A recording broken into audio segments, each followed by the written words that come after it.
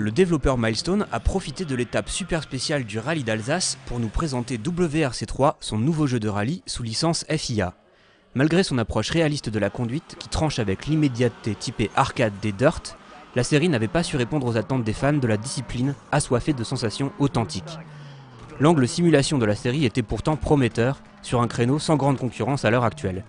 WRC3 sera-t-il l'occasion d'un nouveau souffle et d'un regain d'ambition pour la franchise ? C'est ce que nous assure son game director, Sébastien Pellicano, qui résume ainsi les 3 grands chantiers de son équipe de développement. Le réalisme, le divertissement et l'esprit WRC qui étaient les choses les plus importantes pour nous, sur lesquelles on s'est focalisé tout au long du projet. Pour accomplir au mieux son projet de réalisme, l'équipe a bénéficié des retours de pilotes professionnels aguerris pour épingler le comportement d'une voiture de rallye. Le moteur physique fut ainsi le fruit de nombreuses itérations successives, comme nous l'explique Sébastien Pellicano. On a travaillé avec les pilotes, avec Lub, avec Latvala, avec Araujo, on a travaillé avec une grande partie de pilotes, on leur envoyait des versions, des prototypes de notre physique, ils nous donnaient des feedbacks, on essayait de les adresser du mieux possible, on leur renvoyait des versions et voilà, on a fait ça 4-5 fois de manière itérative pour arriver au résultat de WRC3 que vous avez aujourd'hui. À l'essai, les sensations de conduite au volant nous ont agréablement surprises. Le transfert des masses en virage est bien retranscrit et permet une gestion enfin fine et rigoureuse de la trajectoire. Le comportement de la voiture est également impacté de manière crédible par les changements de surface, un point en net progrès qui incite le joueur à une attention de chaque instant. Pour accomplir son ambition de conduite réaliste, Milestone a profité du soutien sans faille de constructeurs de voitures WRC. On a eu, grâce à eux, les données techniques des voitures, afin de les reproduire de la manière la plus fidèle dans le jeu.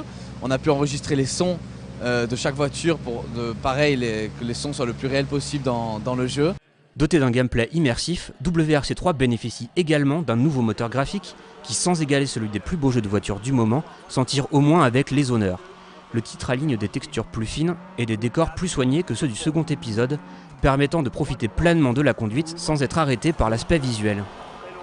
Si WRC3 se veut réaliste et s'adresse d'abord aux amateurs exigeants, son développeur a mis un point d'honneur à le rendre simple d'accès pour le novice, comme le souligne son concepteur. Pour les joueurs un petit peu plus casual, bien sûr, on a pensé à eux. On a rajouté beaucoup d'aides, à la fois des aides à la stabilité, des aides au freinage, des freins à main automatiques, des aides à la trajectoire. Et c'est ce qui va permettre donc à n'importe quel joueur d'avoir une courbe d'apprentissage assez rapide, même si ce n'est pas un hardcore gamer de racing. Hein. Derrière ces choix de game design destinés à capter un large public, WRC3 nourrit une grande ambition, capter l'essence même de la sensation de conduite sportive.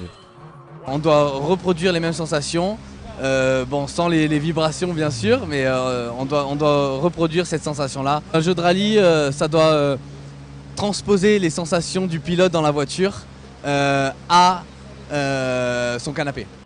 Après notre première session de jeu, WRC3 nous a semblé bien parti pour accomplir cet objectif et pourrait bien mériter l'intérêt des amateurs de rallye en mal de sensations vraies.